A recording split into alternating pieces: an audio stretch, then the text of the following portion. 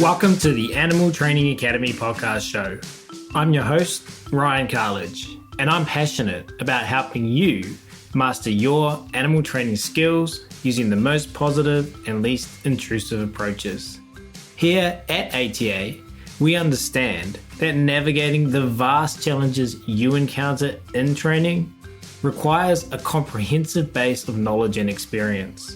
It's common to face obstacles and rough patches on your journey that can leave you feeling overwhelmed and stressed. Therefore, since 2015, we've been on a mission to empower animal training geeks worldwide. We've aided thousands in developing their skills, expanding their knowledge, boosting their confidence, and maximizing their positive impact on all the animal and human learners they work with. We are excited to do the same for you. Simply visit www.atamember.com, join our vibrant community, and geek out with us. And of course, in the meantime, enjoy this free podcast episode as we explore new ways to help you supercharge your training skills, grow your knowledge, and build your confidence, so that you can craft a life that positively impacts every learner you encounter.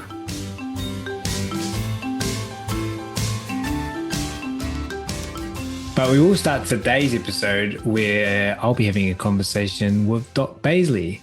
Dot is the Executive Director for the International Association of Animal Behaviour Consultants, more commonly known as the IAABC. She also holds a master's degree in animal behaviour from Tufts University and is a certified dog behaviour consultant and certified cat behaviour consultant. And there's another certified shelter behaviour specialist. Most recently, she was the director of behaviour for Northeast Animal Shelter, where she built a behaviour program and transformed the organisation's approach to behaviour as a result of her leadership. Prior to this, she was also the lead behaviour staff at the SPCA of Westchester and then the Animal Rescue League of Boston. Dot has also worked in the veterinary field as a technician, manager, teacher, and behaviour consultant.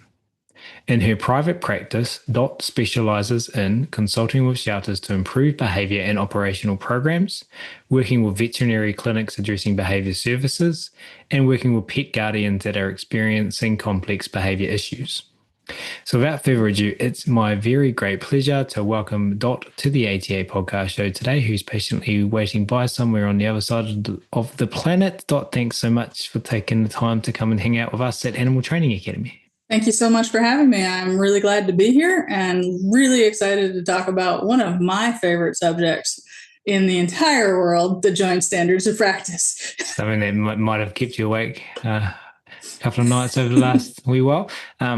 We're going to be talking about the JSOP, if we use its acronym to describe it. Before we do though, Dot, just wondering if you could share with our audience. Firstly, I would assume, but as we know, assuming makes an ass out of you and me. I think that's a quote from... That's exactly what it does, yes. Quote from Silence of the Lambs. I'm going to assume, though, that most of our audience know what the IAABC is, but because I don't want to be an ass, maybe there are some that don't. So if you could explain to our listeners what the IAABC is and what your role entails as the director of the IAABC, that would be super.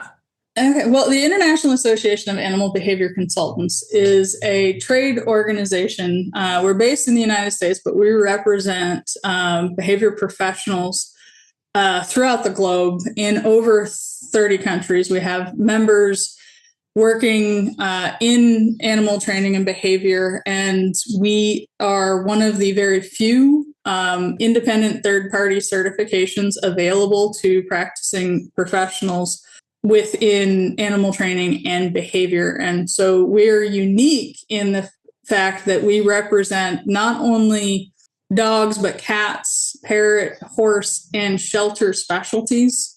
And we represent members throughout the globe in that and the certification process, which we are very proud of. We feel that in an unregulated industry, demonstrating a high level of skill and knowledge is necessary to further the profession and to further the individual's career.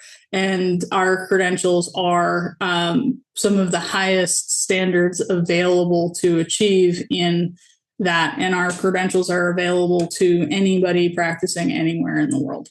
One of our members, a good friend of mine, in our organisation, Animal Training Academy, is global, but this particular member lives about 15 minutes down the road. Just got certified, and they were extremely, and rightly so, proud of that. They're not easy credentials to achieve, and I can attest to that, having taken a few of those credentials myself and helped to develop the shelter specialties in particular. It is not multiple choice questions. You have to show a large depth and breadth of practice and present case studies and go through a lot of work to demonstrate that level of skill and knowledge. So that is something that we are extremely proud of, and personally, on a personal level, very proud of the credentials that I have achieved through this organization.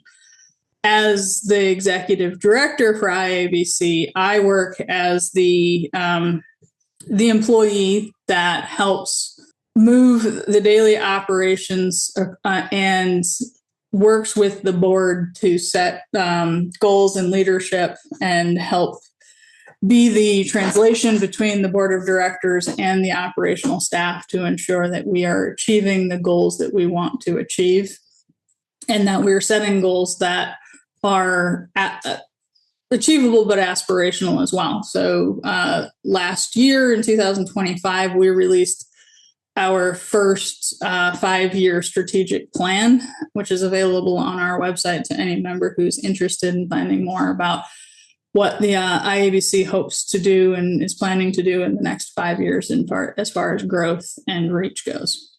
I love the collaboration between Animal Training Academy and certifying bodies. We're not a certifying body. I feel like we're pudding. Like, people can come to us to geek out. We fit in so well in that space. I'd love to hear in your words, because it's something that it's funny. I was about to say it's something that we intuitively understand. I laugh because I've been thinking about how to define the art of training for a very specific reason, and intuition comes into there. And then, anyway, digressing into a side journey of my life for the last week, it's intuitive that it's beneficial. Like, it's intuitive. I'm certified through Karen Pryor Academy, and then it's important for the reasons you said, so that we can demonstrate that we have a high level of skills in this unregulated industry. I'm just wondering if you can build on that. I always struggle to really articulate well that intuition. It is intuition, but it can be a big challenge, especially when you start in this industry and you're trying to navigate through, where do I go to seek education? What is quality education? What is education that will set me up to be successful? Then what is a career pathway, right? Because in that art and science of being a practitioner, you have to have the book knowledge. You have to understand the learning theory. You have to have all of that background to understand how to work with the animals and the humans that care for them. But the art of it is knowing how to work with that individual, right? So you have to have a lot of, the 10,000 hours to master any skill, right? 10,000 hours of working with a multitude of different individuals so that you can anticipate what that individual's needs are going to be when you're implementing a behavior change plan, right? But I think one of the reasons why we at IAABC love having industry partners such as ATA and other education bodies is we need to be able to show what is quality education because there's no accreditation process for this in any country currently that I'm aware of. I know that there are some countries such as Canada, the UK, and others that are really working towards, and Singapore is another one that is working towards legislation and really keeping a close eye and partnering with the government in Singapore towards requiring practitioners to have some sort of certification in order to practice.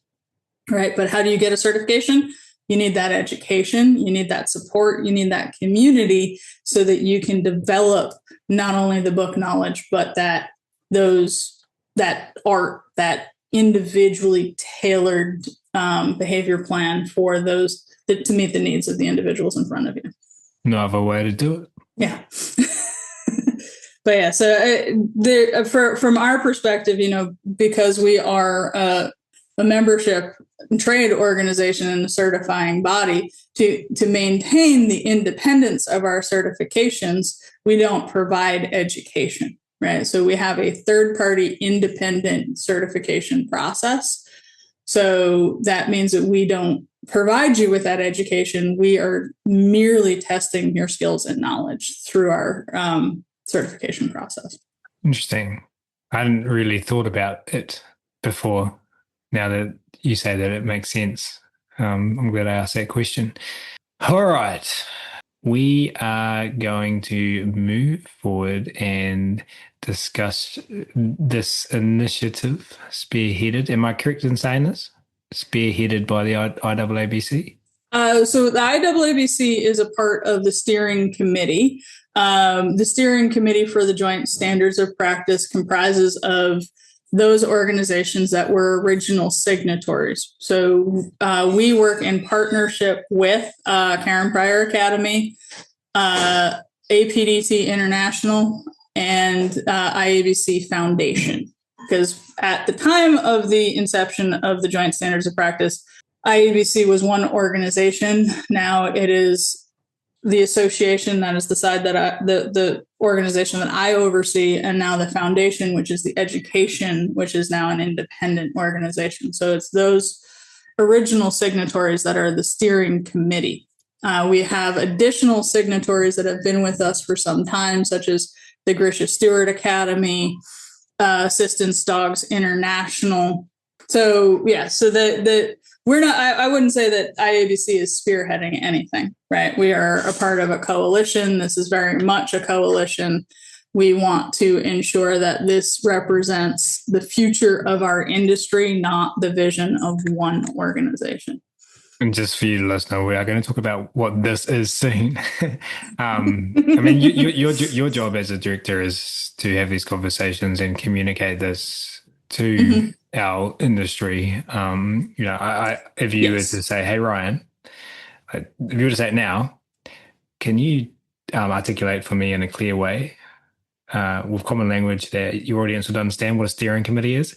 I would pause and stutter. But that's your role, and that's why I'm really glad we're having this conversation today, because I think there's so much value in giving this clarity to someone whose job is to, one, understand it, and two, to communicate about it clearly, because probably most of our audience, while we're assuming they know what the IAABC is, if they're like me, I'm making assumptions here, everyone, you haven't thought too much about what a steering committee is. I mean, some of you would have, because some of you would have been involved in some, but for me personally, like, I'm here to learn. I'm here to go, what does that mean? Even I have a pretty good grasp, because we've talked about this for reasons you'll find out soon. But let's hold those thoughts, because I do want to talk about that today. I do want to unpack steering committee, signatory, what does that mean? But let's first start with why we're even talking about all of this stuff, because there's this thing called the Joint Standards of Practice. Can you tell people what it is and why it's important? The Joint Standards of Practice is the minimum standard of care that the signatory organizations expect out of their members and or certificants, right? So educational bodies that are signatories are expected to teach to that standard, whereas as we would hold our members and our certificants to those standards in practice. And so what we are looking for is to self-regulate in an unregulated industry to ensure that our practitioners are meeting this minimum level of standards. So that is why it gets a little confusing when you're talking about the joint standards of practice. That is the code of ethics for the IAABC. That is what we use as our code of ethics for our practitioners. So when you are certified by the IAABC, we ensure that through the certification process, there are no violations of those standards within your certification. And then from there, if we find out that, say, you're using improper tools or techniques as a practitioner, then we are going to use our ethics process to have that conversation with that practitioner. And so it's not necessarily strictly just how you use tools, but there are other sections of the code of ethics and / joint standards of practice that speak to the responsibility to clients, professional conduct, confidentiality, some of those other things. But what is most recently updated really is the professional competence and practice portion of the code of ethics. So that's what we updated in 2025. And when we announced the additional signatories to the joint standards of practice, which includes Victoria Stilwell Institute and Understand Horses as additional signatories to the joint standards. So all of the organizations who have signed on to the joint standards of practice agree to this minimum standard for themselves and their practitioners. And I've got open in front of me external to IAABC and the steering committee and the signatories, a document that is publicly available. Can you share with those listening where we'll link to it in the show notes here, but where that's stored, so like in 5 months when they want to refer to it, they don't have to try to find this podcast episode in the podcast notes for it. Like if you Google it, will it pop up? I asked AI a few weeks ago what the joint standards of practice was, and it pulled it up. So ChatGPT knows it. Yeah. If you Google it, we're right now, as a part of the growth plan, the joint standards of practice will have its own website at some point. Right now, where you can find the written document is within each signatory's code of ethics on their website. So if you go to IAABC/ethics, you will find that document readily available, because that's what we want all of our practitioners to know. And we also want the consuming public and referring partners to know about it as well, right? Because if we set a standard, it's only good enough if it reaches to those folks who are looking to hire practitioners to know what they're hiring when they're doing so. Or if you're a veterinarian, a groomer, a dog walker, you can say, oh, this person belongs to an organization that holds to this ethical standard. Therefore, I would feel more comfortable referring to them because I understand that ethical standard. So help me understand. And then you said the growth plan there. Yeah.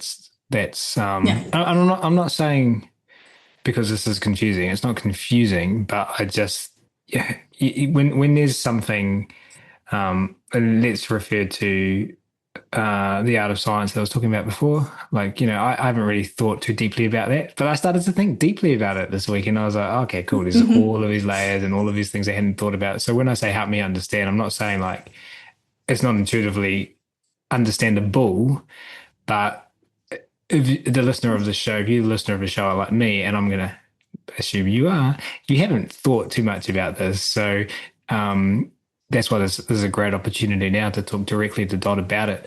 You said there's a growth plan, and then I'm trying to gain a deeper. Let's just use the word understanding for now. If this industry in most parts of the world and is not regulated, and in different parts of the world has different levels of like where they're at with that journey. How does creating a self-regulation, how does it work? Like, how does that, is it just based on the values and ethics of its? Right now, yes, that's all we have to hold ourselves accountable to, right? Is what we think is right. And I think that's what self-regulation really is holding ourselves accountable to an ethical practice, right? Because there's no law out there that tells me there are animal abuse laws, but I come from animal welfare, working in shelters. I've worked with humane law enforcement for many years, and what I would consider abuse is labeled as training, and therefore it's legal, right? And that's in the States. That's where I live. I reside in Eastern United States. But my understanding is that's somewhat similar across the globe in most places, right? So self-regulation means that we are saying this is what we feel is appropriate. This is what we feel is the minimum standard for an ethical approach to behavior change. And therefore, we're going to stand by that while we work towards getting regulation to a point where we are working in a recognized profession. So accountability, I think, is a great word. And again, I think for the listeners who and I firstly just want to caveat that by saying the listeners, how do you define them? There's obviously people from lots of different levels of experience and tenure in the industry. So, maybe you've been working as a trainer in whatever capacity or whatever species for 12 months. Maybe you've been in the industry longer than I've been alive, and you've been doing this for that would be for over 43 years. And for especially those I think that have a bit of a longer tenure, and maybe even more so for younger people who are rightly so like super enthusiastic and haven't been privy to some of the challenges that aren't unique to our industry, but we are an industry of caring professionals. We've got a lot of heart on the line here. So we know the frustrations about people not being able to be held accountable to any standards, because ultimately the welfare of animals suffers significantly. I would argue also the welfare of their caregivers suffers because of that too.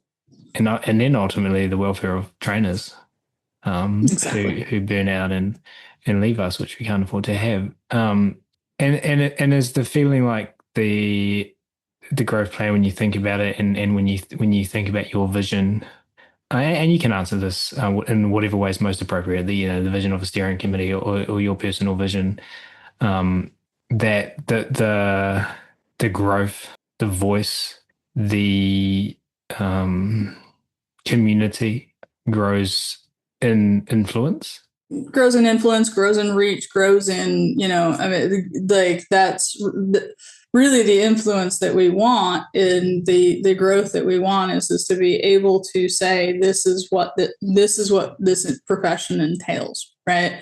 So the vision for myself, for IAABC, and at some point potentially for the joint standards of practice as well, is to have a standardized education pathway, have a standardized career pathway, so that then the certifications come there from that, and then it is a regulated industry, right?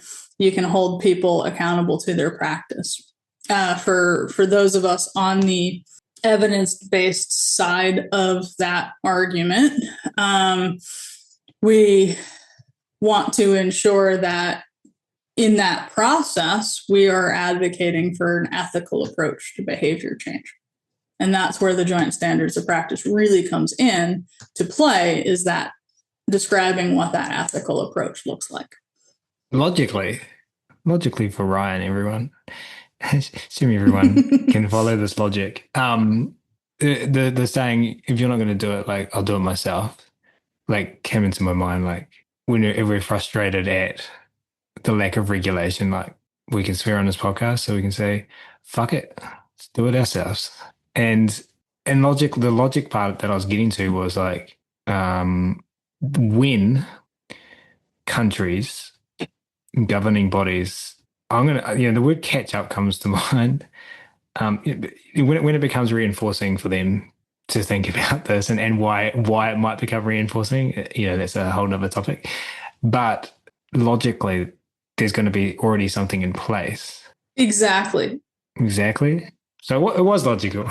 It is very logical, but we're advocating for a very specific thing to be in place, right? And part of the reason why we see the struggle within government wanting to regulate is that they have two differing versions being told to them by their constituents, right?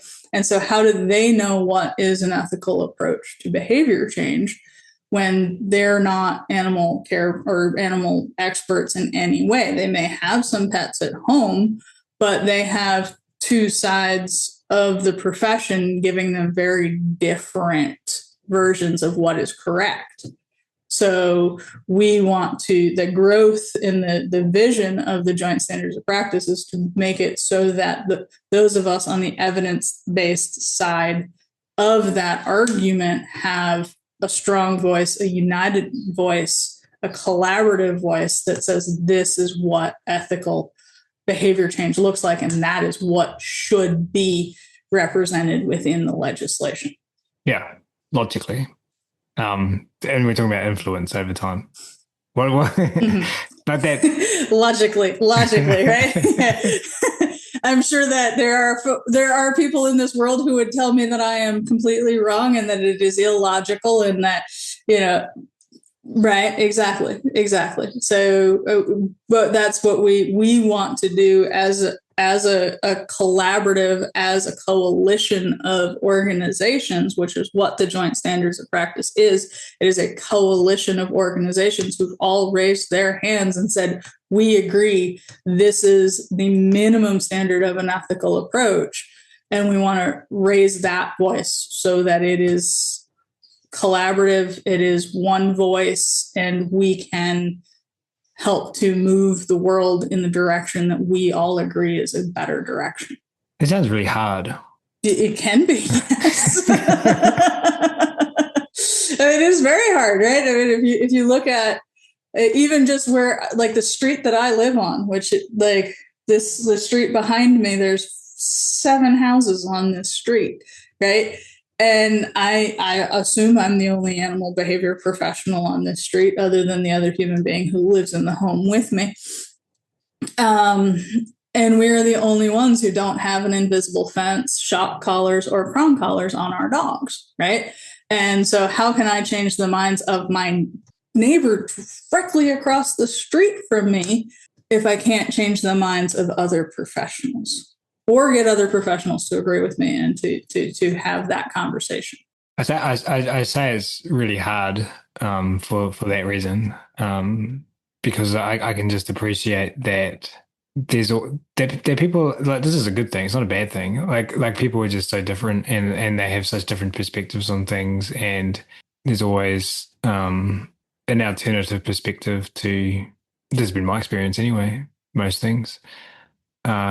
That's what I mean. But I also don't mean it in a bad way. But I can just appreciate, like, as things grow, to try to be as I imagine you are, and this is a document, a living, breathing, dynamic document that wants to consistently improve if there's space. Absolutely. And so that means, like, when feedback comes to you, because everyone's so different and see things so differently, even though, like, we see things the same, like, there's just everyone's going to look at it like slightly differently, to field all of those different perspectives. But what about this? But what about that?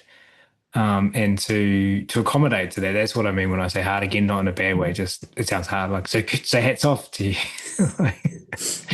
The document has been updated twice since 2018. So the most recent update is probably the most substantive update to it, in that was really the coalition making the decision to move away from a Lima-based approach and clarifying what procedure selection should look like. Yeah, and I think for those who have been in the industry for a while can remember conversations happening around that. Yeah.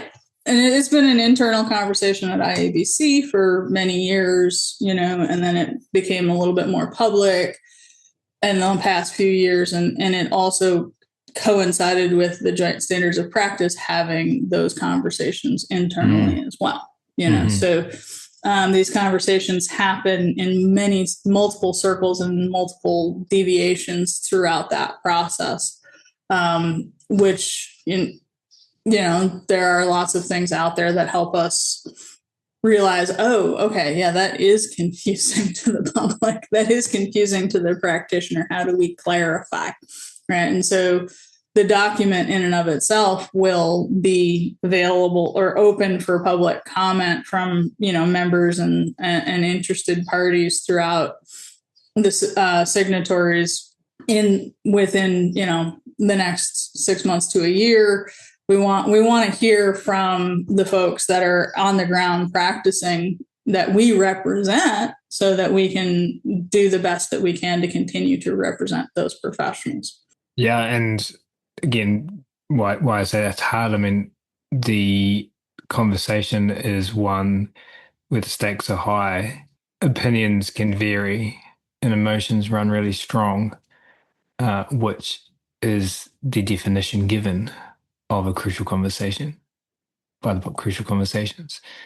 And it reminds me of thinking about working in zoological contexts and the enjoyment I've got from working for smaller organizations, because there's less policy and procedure. So you have more flexibility to express your artistic flair.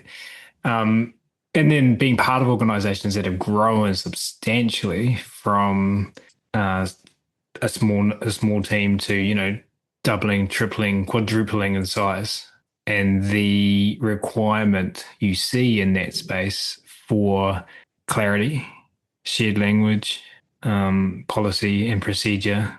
And understanding of the reasons behind the policy and the procedure, right? Like that's one of the biggest or hardest hurdles to get through when you become a much larger organization and you have so many more individuals within that need to understand the why behind it, right? You can't just say, well, it's like when you were a kid and why can't I do that? And your father says, well, because I'm your father and I told you to. Like, that doesn't work. Never said that. Never. I remember once my father saying that to me and me looking at him like, that is not going to be sufficient, sir. But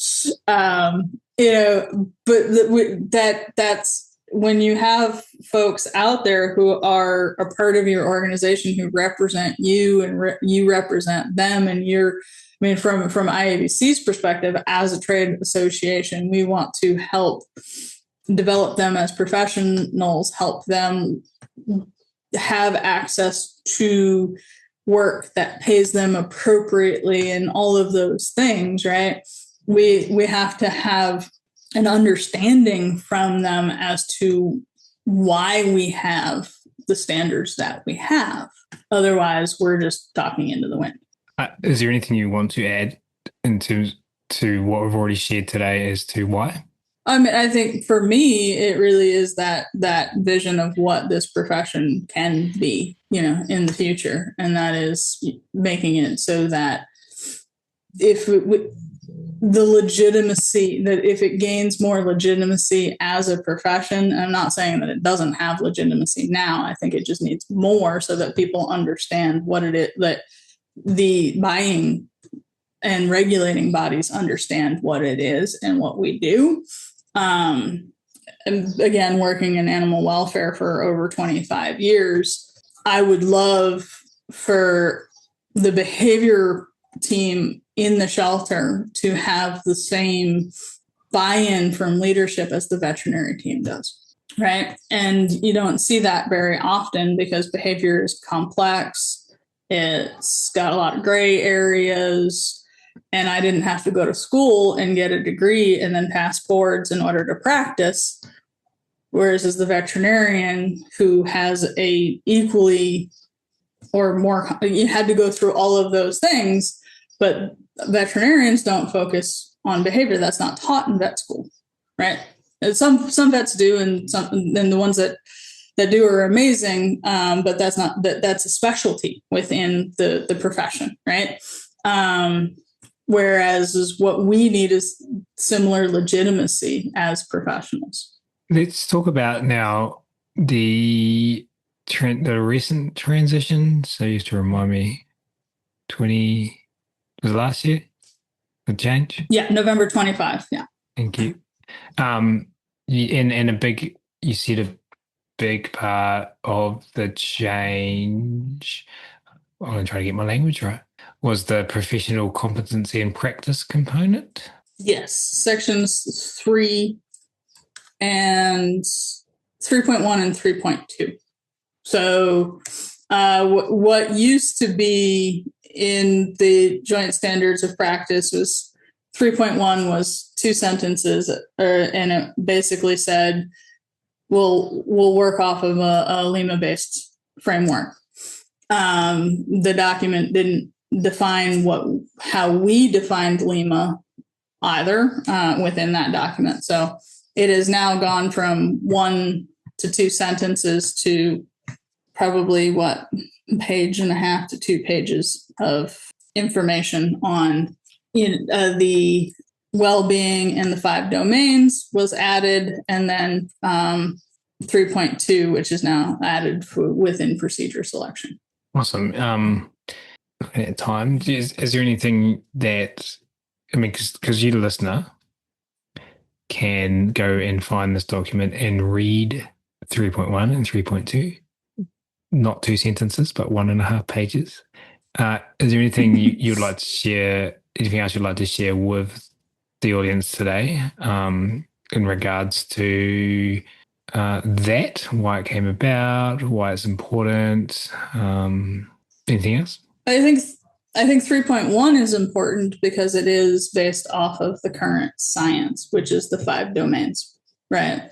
And so including that into our frameworks and our code of ethics is an important step in that we're saying you as a practitioner need to pay attention to nutrition. Not that we're not veterinarians, we're not making changes to nutrition, but that is a basic need. Health is a basic need.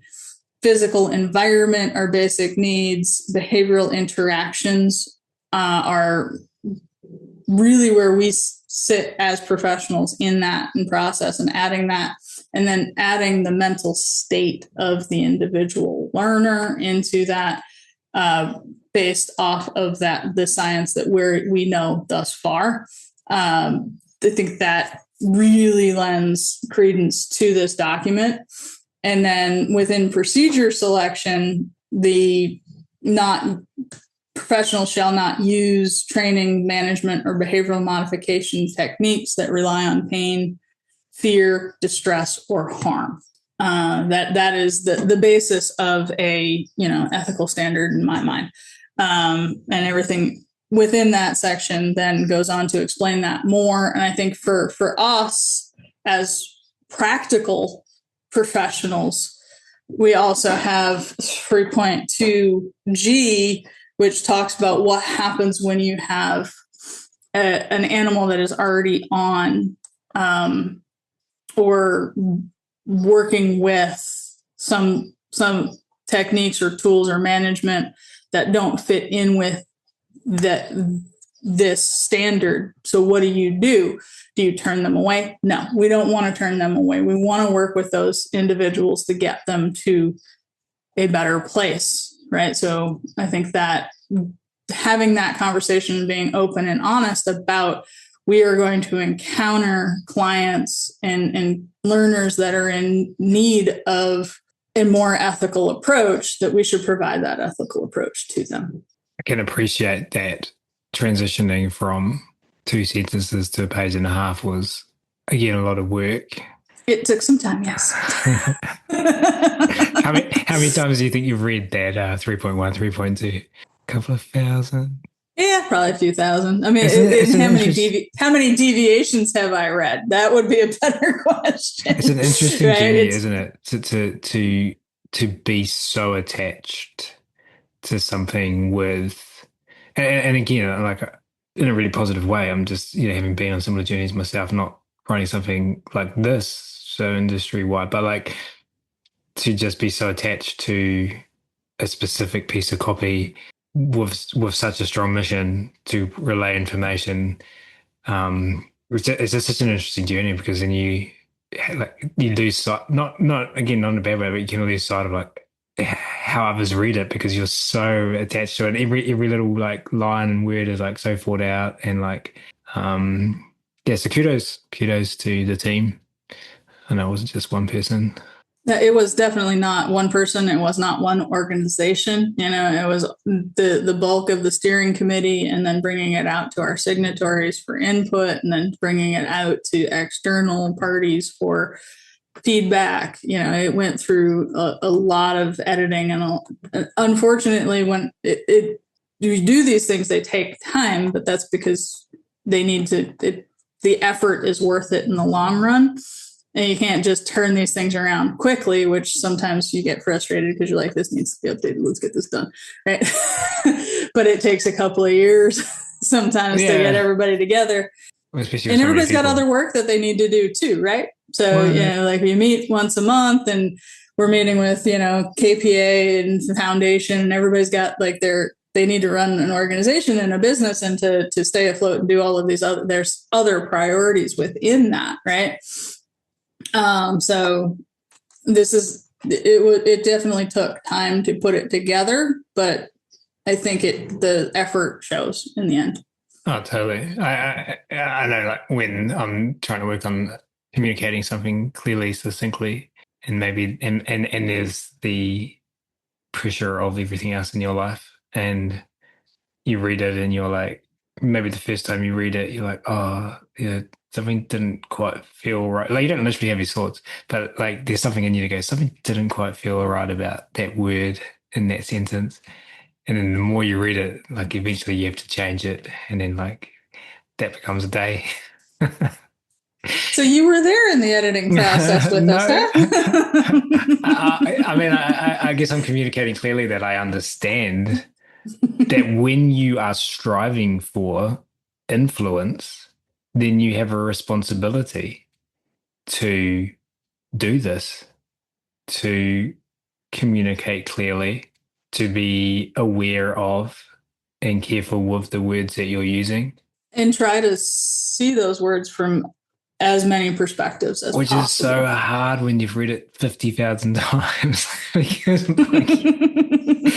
you're so attached to that piece of copy. That's why at the end of it, you bring somebody in who hasn't been in the weeds with you, and you ask them to read it. We definitely went through that process as well.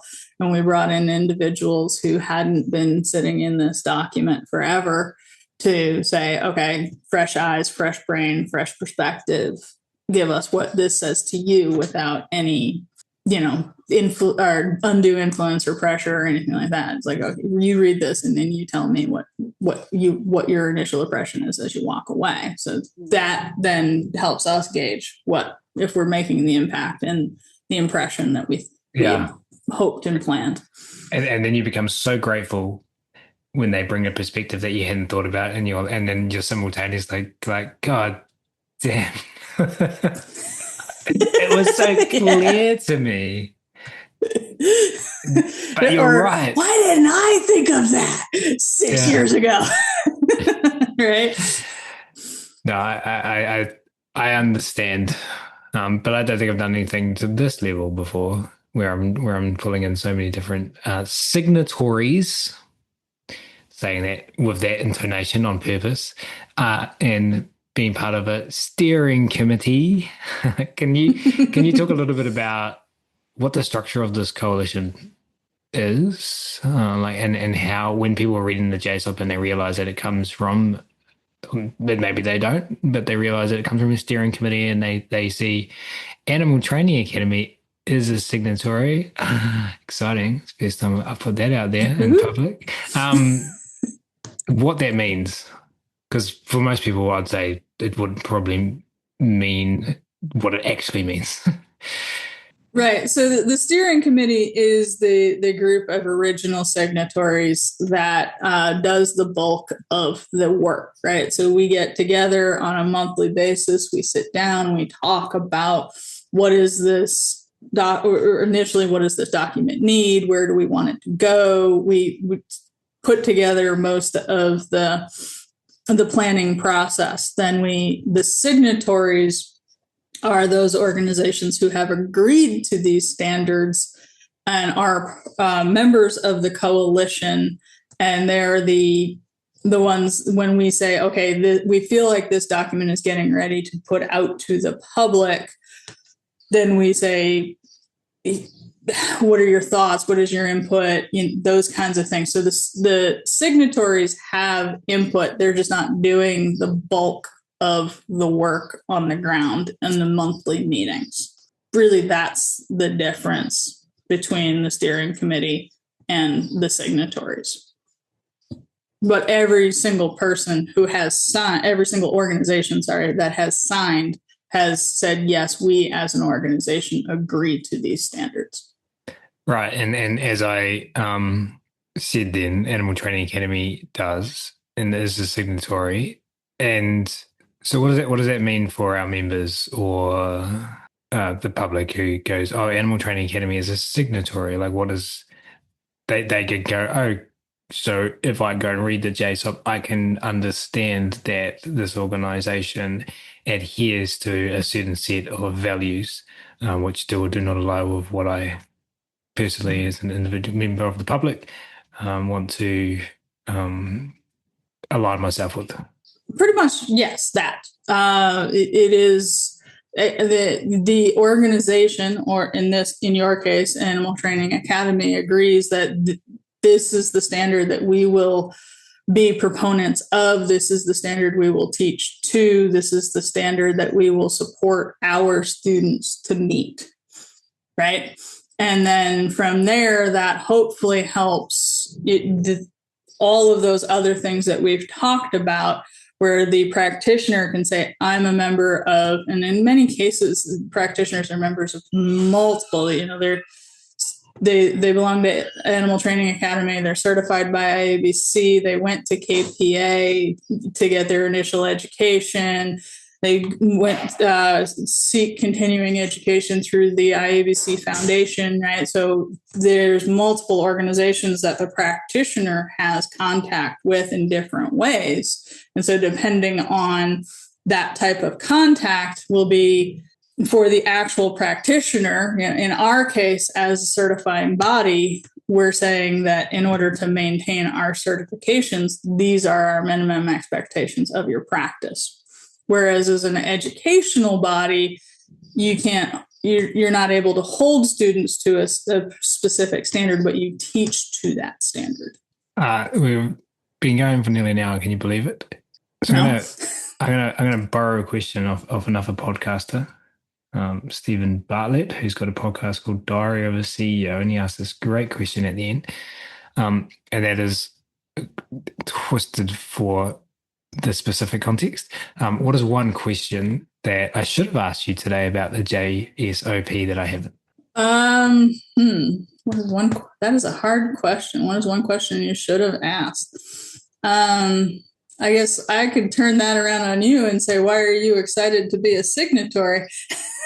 That is what I would love your listeners to know. This is why you, Ryan, why ATA became signatories and are excited about this process.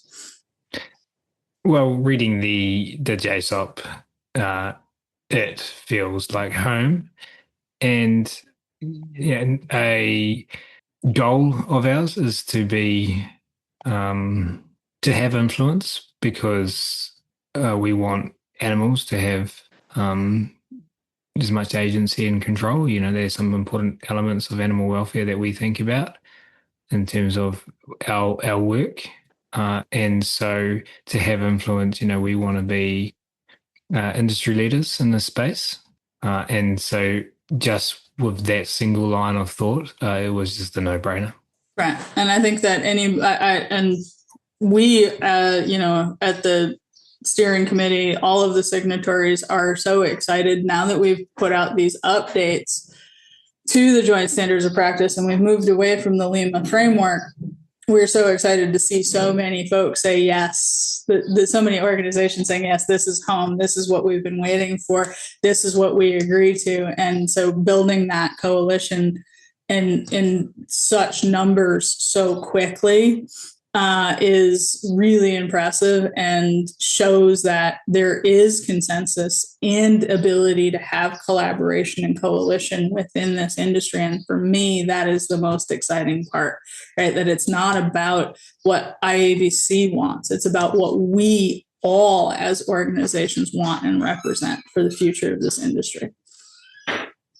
Yeah. And I think to go back to the earlier part of our conversation where we consider the barriers to entry to become a professional trainer, which in a lot of places don't exist, and the frustrations we think from that, and then the attitude of, well, fuck it, if no one else is going to do it, let's do it ourselves. And then to say, but I'm not going to do it because I have some capacity issues that I'll need to solve before I took on something like that. But to be able to achieve that same outcome through the hard work of the JSOP steering committee allows us to contribute without. Yes, and it allows everybody within our the evidence-based side of the argument, however you want to phrase that, right? Those of us on this side moving the industry forward to more ethical approaches, there's power in numbers. And I think there's also power in showing that we can collaborate. I always ask our guests the question, and there's always been this like awareness that I don't think I really articulated before, that when I ask this question, I feel like the guest has already answered it, and that's what the podcast episode's been about. Because the question is, and because we've been asking this for for a decade now, like, what do you want to see happen over the next 5 to 10 years? And especially on this episode, it goes, well, we just literally talked about that. So my brain's going, this is part of my brain going, Ryan, there's some redundancy there, bro. Like, maybe you should think about that. But what I'm going to put it to you anyway, to build on everything we've just talked about. Like, what is your personal Dot vision for the next 5 to 10 years? My vision for the animal behavior training behavior industry is to grow this coalition, to put some teeth, not literally teeth, because that's kind of a bad acronym there, but to really push this forward so that those folks who are living with companion animals not only know how to find qualified help, but know how to find qualified practitioners that are going to enact ethical behavior change for them and for their companion animal, and understand why that is important, that not the outcome is as important as the intervention in supporting the learner's mental and physical well-being. So saying that I'm going to put a shock collar on a dog because it's going to stop him from chasing cars is a fallacy in my mind, because shocking him is not supporting his mental well-being. Yeah, there's this thing that like always sits on my shoulder. It's like this mini version of Susan Friedman. Susan. But can I have that? She's like whispering in my ear all the time. No, I think she summed it up really well with the words effectiveness is not enough. And that's Exactly. That's it. It's a great way to wrap this up. And when I say wrap this up, I mean one more question for you. Where can people go online to find the JSOP, just to remind them, and find to learn more about and learn about more about certification from the IAABC and if you have anything else Dot Baisly related that you would like to plug, how can they reach out to you personally and get in touch? I am always available at director@iabc.org. That is my email address. For members, they see me all of the time in the IABC members only Facebook group. I always pop in and make comments, and so people can ask questions there as well. Any information about our certifications is on our website, iabc.org, and the Joint Standards of Practice is under our Code of Ethics on the same website.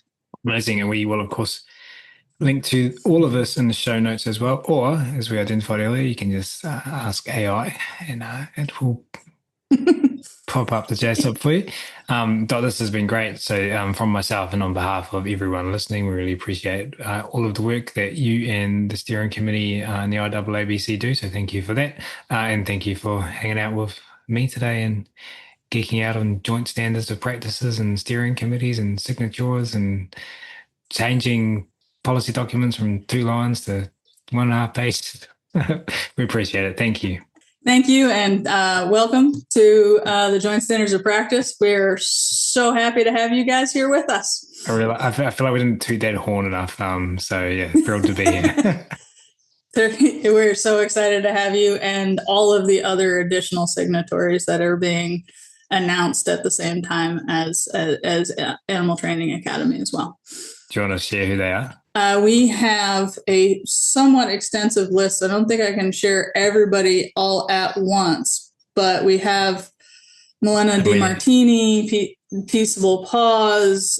We have about 10 to 12 additional signatories coming onto the Joint Standards of Practice within probably 2 weeks before this podcast is released.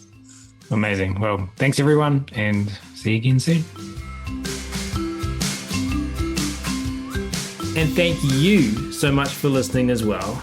This is your host, Ryan Cartlidge, signing off from this episode of the Animal Training Academy podcast show.